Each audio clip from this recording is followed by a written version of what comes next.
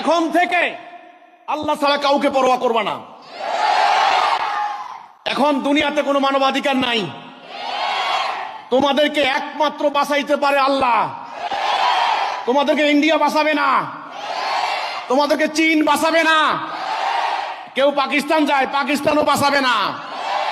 তোমরা এতদিন মনে করছো তুরস্কের মুসলমান তুরস্ক তোমাদেরকে বাঁচাবে না। ইরানের পক্ষে দাঁড়াইছে কেউ?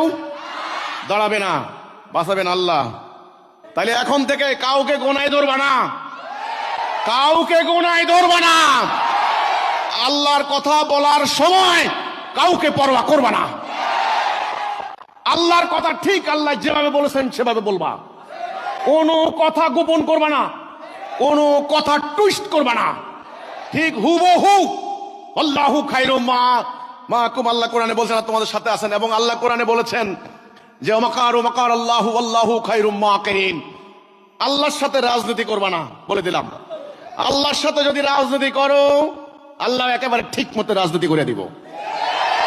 আল্লাহর সাথে রাজনীতি কেউ করবা না, যেটা সত্য সত্য বলবা। আর যারা জান মাল দেবে সত্যিকার অর্থে ওদেরকে নিয়ে লড়াই করবা। কোন ভীতু কাপুরুষ কাউকে দলে জায়গা দিবা না।